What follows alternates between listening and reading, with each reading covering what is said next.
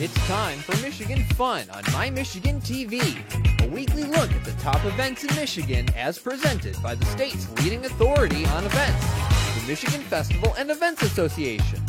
A full listing of events is available on MichiganFun.com. Michigan Fun is a production of My Michigan TV powered by Michigan Digital. Now, here's your host, President of the Michigan Festival and Events Association, Mike Sukin. Welcome to Michigan Fun, the show where we talk about all the top events across the entire state of Michigan. And in today's show, we're going to talk about fall. Fall is here in full force, and there are some absolutely amazing events ahead of us.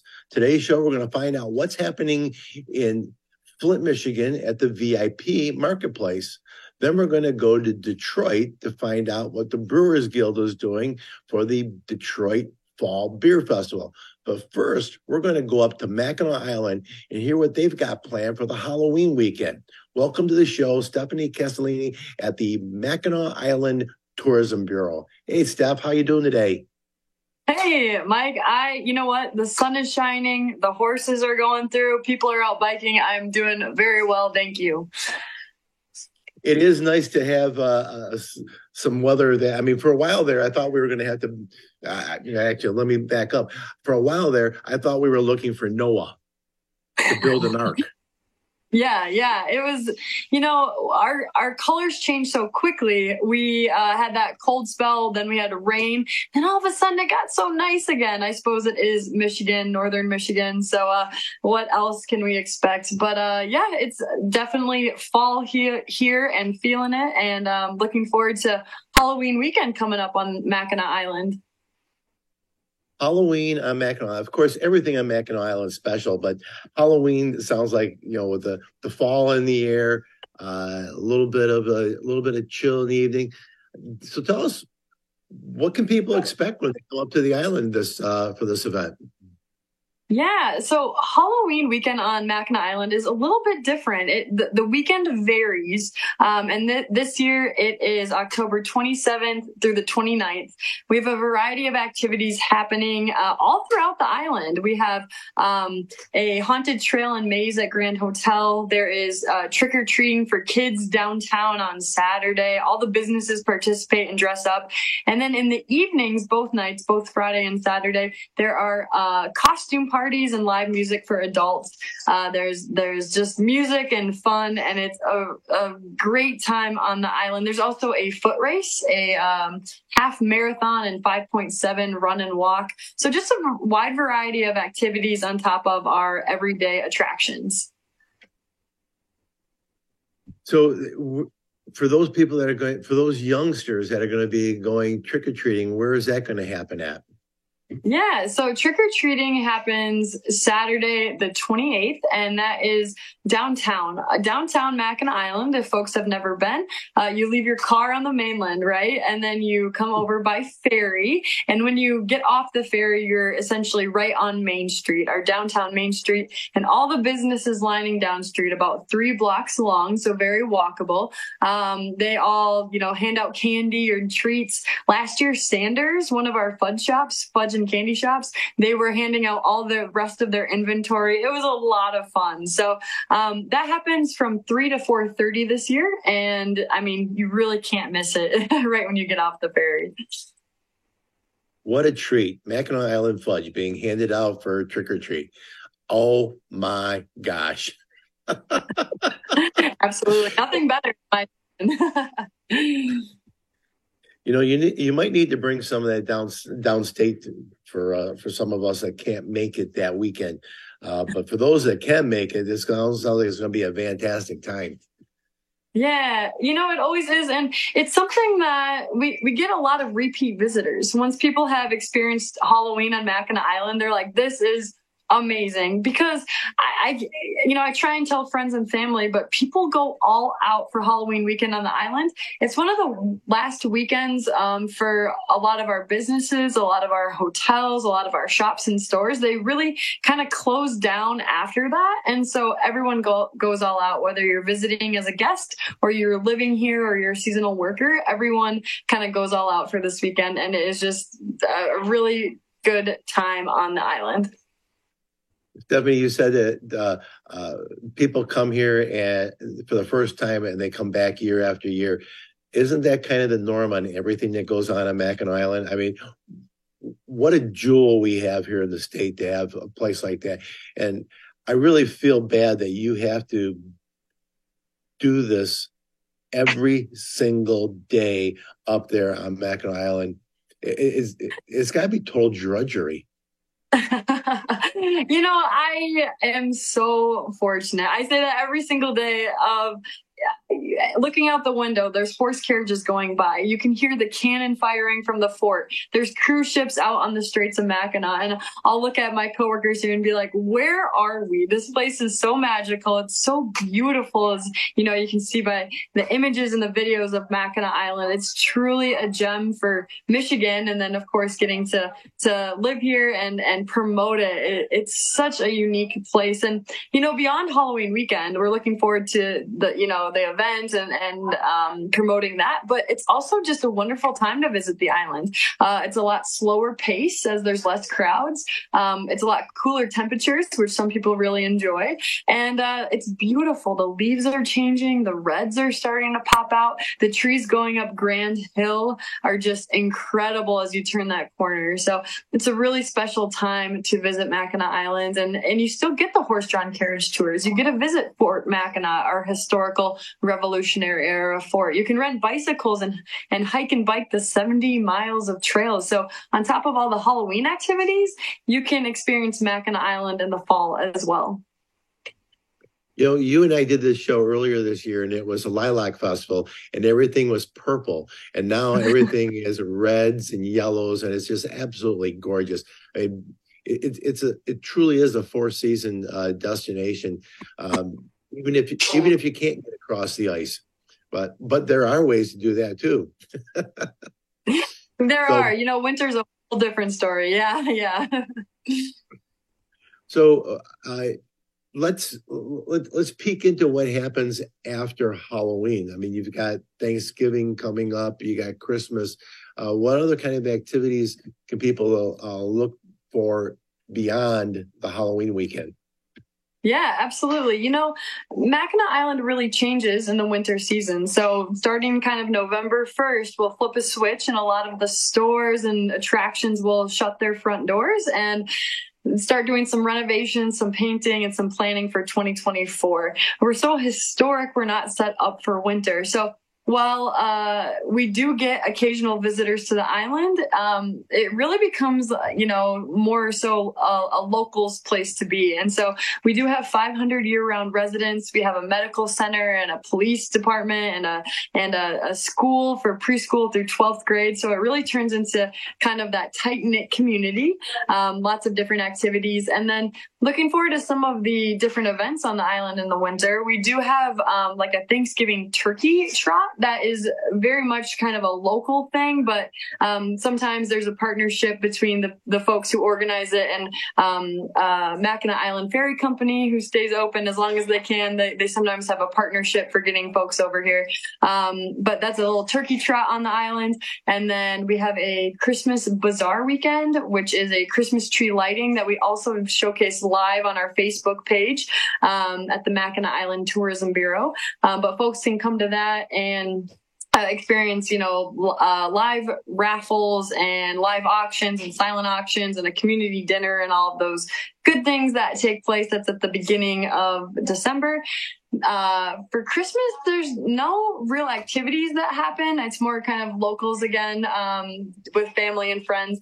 And then New Year, there is a great turtle drop. So it's kind of like a ball drop, but instead of that, it's a turtle because Mackinac translates to place of the great turtle from the Native American ancestors. So it's really interesting and a lot of fun. But we have a winter page on our website, MackinaCisland.org, that we definitely recommend people check out because, well, I can say it's a fun place to visit in the winter. It's completely different. No public restrooms, no carriages going by. It's a lot of like walking the street with no one around sort of thing. So we just want to make sure people are prepared for their visit in the wintertime. It's a good idea. Well, Steph, thank you very much. Appreciate sharing everything that's going on there. Again, it's a tough job to be up on Mackinac Island. That's why we need to invite all these people downstate and even across the bridge on the Upper Peninsula to come check out Halloween weekend at Mackinac Island. Thanks, Steph. Hey, thanks for having me today. Have a good day. Wow, what a great event. Of course, it's just one of many great events that we have here in the state of Michigan. And coming up next, we're going to have another interesting conversation. And this one's near and dear to my heart. So don't go away. We're going to be talking about the VIP Marketplace in Flint, Michigan. Be right back. My Michigan TV is streaming everywhere on Apple TV, Roku, Fire TV, and more smart TV apps. My Michigan TV is on your phone too. Take us with you wherever you go. Just search for My Michigan TV on your favorite app store or visit mymitv.com.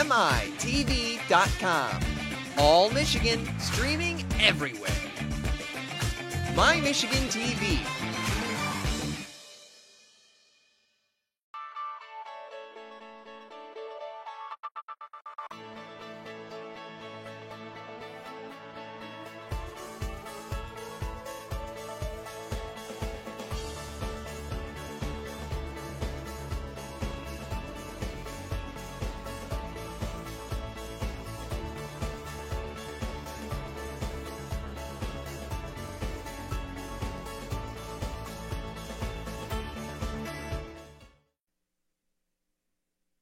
Welcome back to Michigan Fun, a weekly look at the top events across the state of Michigan. Our next guest is from the VIP Marketplace in Flint. And I'd like to welcome the president and CEO, Renee Sherwood. Hi. Hi there. Hi, Renee. How are you? So as I was closing the last section, I said that this is this next part is about an organization that's near and dear to my heart. You and I have worked together on a number of events. When I was running a speedway, you came over with your crew and helped us out. And you've got some great news that you want to share with everyone. I'm going to turn it over to you. I appreciate that, Mike. Thank you very much for having Vocational Independence Program on today on your show. Just a little bit of history about us. We were actually established in 1954, almost 70 years ago. Next October 2024, we're going to be celebrating our 70th year in service to Genesee County. We are pleasantly located in Monday Township with a Flint address, but in Monday Township, it's a small township in Genesee County, and we've resided here for about 60 years. Recently, as Mike is explaining some really exciting news for us, we opened our VIP Marketplace. We had a grand opening with the local Chamber of Commerce here from the Flint Genesee Group, and on October 4th, and we celebrated the creation of our marketplace, which has been in plans for a year at least, basically, and it's a culmination of crafters, artisans, antique vendors, and individuals who actually own their own small business that we support. We work with individuals with disabilities and barriers to employment, and local small businesses who are looking to scale their business. We offer smaller spots for individuals to rent in our facility at a very low cost. If anybody's ever priced out retail, right now we're charging $2.50 a square foot. So that's really unheard of, because our belief and our process, our philosophy is that we want to look at inclusion as a way of expanding individuals' opportunities to be in the community, as well as the community be a part of us. So actually on site here in our space on 5069 Van Slyke in Flint, we have an art gallery, we have a food pantry. We work with the Knights of Columbus, a local council that helps individuals with household gifts or household items, excuse me. We also have a vocational training center where we prepare many of the things that are produced and sold in the marketplace. So I'm sitting here looking at the pictures that are going through, and I'm just getting overly excited because in a couple of weeks, we are having a very large trunk or treat event with some first responders, with some food trucks here, and we're just going to have a lot of kiddos running around here grabbing some treats from very generous donors that we've had in our community that are going to join us on that day to celebrate the weekend of October 28th with our opening of our VIP marketplace. That's awesome, Renee. I love the fact that the relationship with the Flint Genesee Chamber of Commerce, and being kind of like an incubator for those Yes. budding entrepreneurs trying to get their product out into the marketplace. It sounds like it's the triple win, and I'm always for the triple win. There's got to be 3 wins in every situation. You definitely got it going on there. And then the trunk or treat with the first responders, God bless you and your organization. You guys do great work. As I said, you've been a partner for a lot of the events in Genesee County, also supporting. So you fit into this. It's behind the scenes type stuff that people don't realize that there's a lot of great things going on. I applaud you and your team for doing this. Thank you, Mike. So we're really excited. Our marketplace is open for fall hours. We are open Wednesday, Friday, and Saturday from 10 a.m. to 4 p.m. And again, we have a collection of small business owners who have different items, and it's holiday season, folks. So start shopping now. I read a statistic that 25% of people have all of their holiday shopping done by now. I'm not one of those. But we do have a lot of small business owners who have some really unique items in our on our property here. And again, we also have an art gallery. So we have an art gallery with the local art guild, and they have a gallery here that they also have artwork for sale too as well. So there's another opportunity for you to look for gifts and just unique and rare items that might be available at our shop. You talk about holiday seasons, and 25% of people have their Christmas shopping done. I've always believed that the best time to go shopping is around 6 o'clock in the evening on Christmas Eve, because that's the best way to do Christmas shopping. Yeah, that would be you, Mike. No, I don't want to do that. So we don't want people to do that. So we need to start preparing now. So we need to get people out there now. So, but we are really excited. It's something that's very unique to Vocational Independence Program, being in business for 70 years, working with persons with disabilities and barriers to employment, helping individuals find career paths. We figured that, e-commerce and trade and retail, it's one of the industries that are very large in Genesee County. The service industry is a very large industry in Genesee County, as well as, we do have some, I was listening to the interview earlier, and we do have some attractions here. And one of those attractions right around the corner from us is the Miracle Field, the Miracle League, where individuals in Special Olympics are actually playing baseball and playing sports on the Miracle Field that's right around the corner for us. So we partner with them as well to provide some landscaping services. So just really excited about this marketplace, excited about the opportunities that it's going to bring to our community, being a stop right along Vance Lake Road, working with the Economic Development Department in Bundy Township, to be more in part of the community that we work, live, and play in. Renee, that's awesome. You guys are doing great work here. Appreciate you being on today's show. For our audience, what's your website so they can learn more about VIP and the VIP marketplace? Thank you, Mike. We can be found at www.viprogram.org. Thanks, Renee. Appreciate you being with us.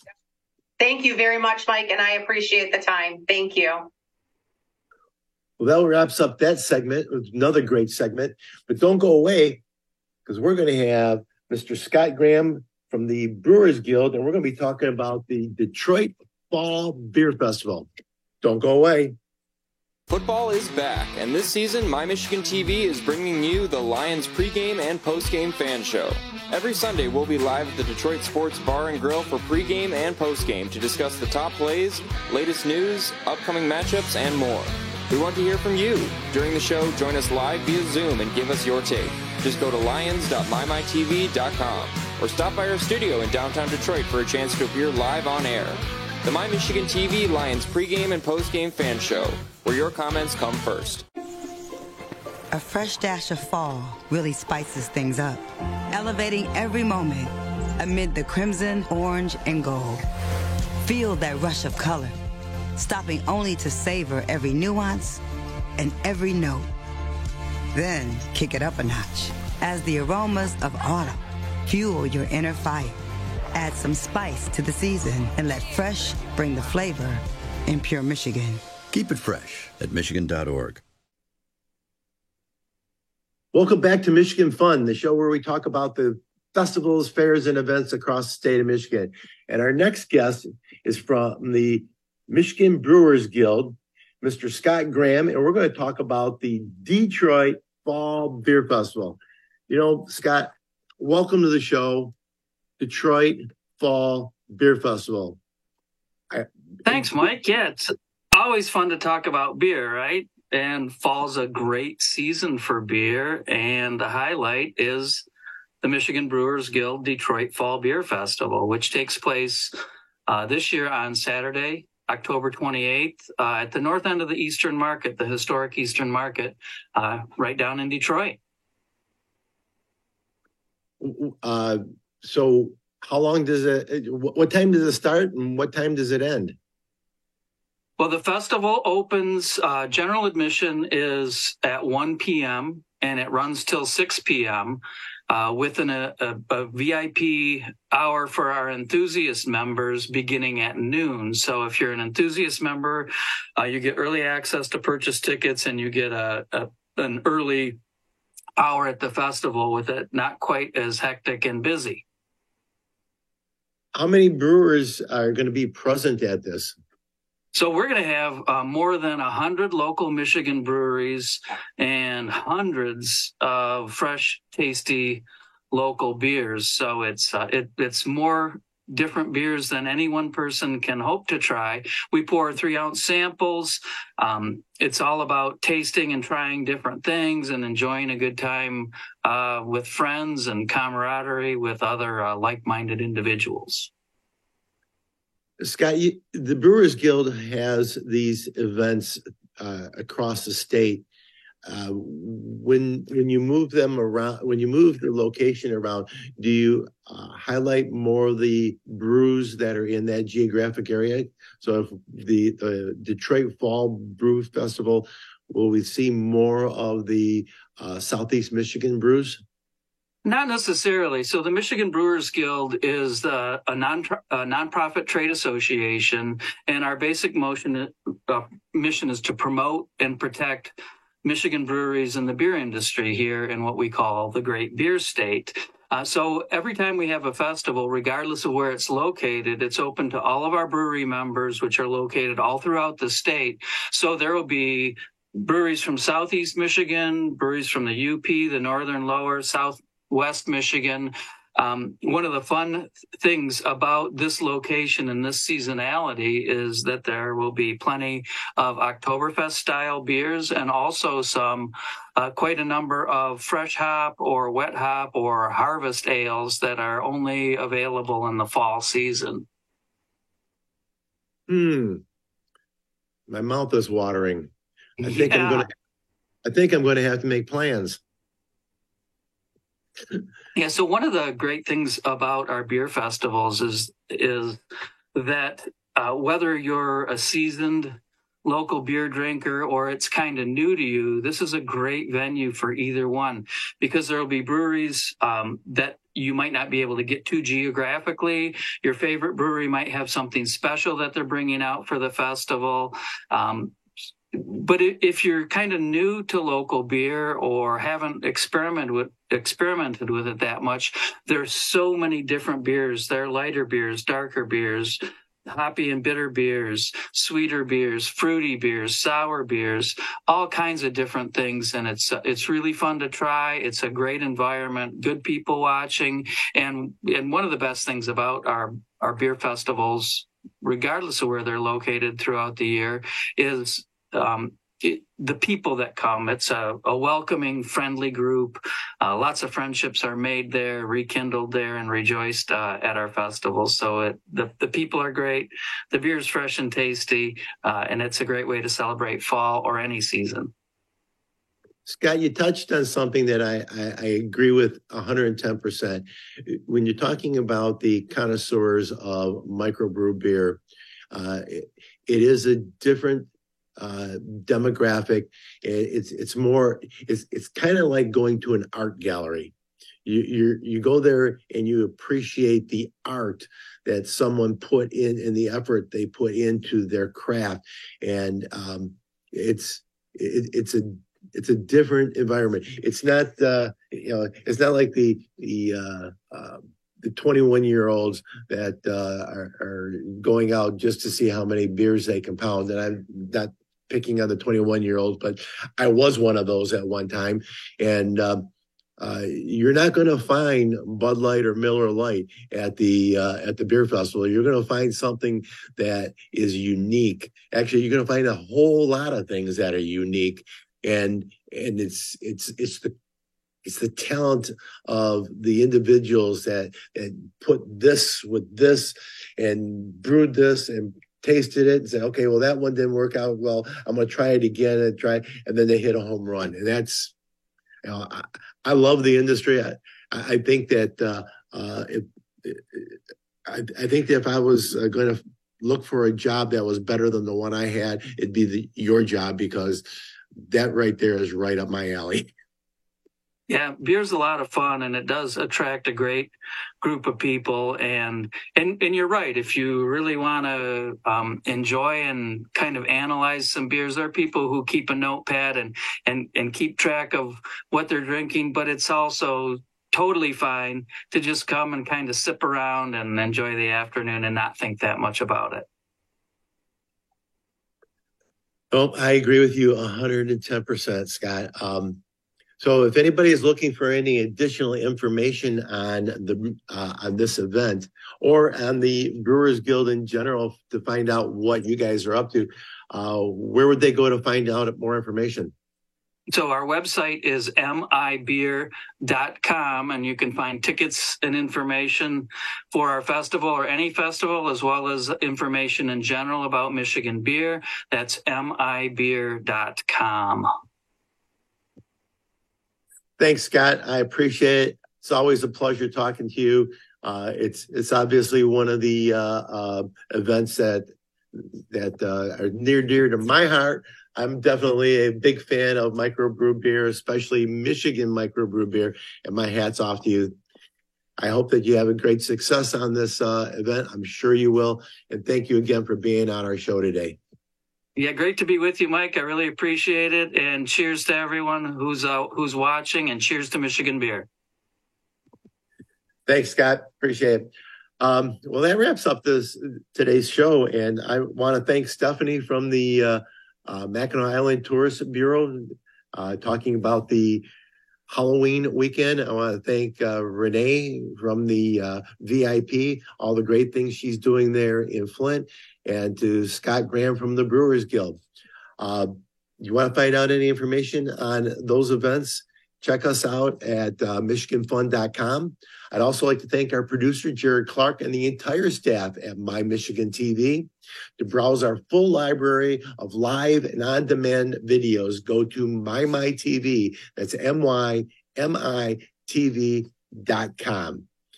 And with that, I look forward to seeing you back here again next week.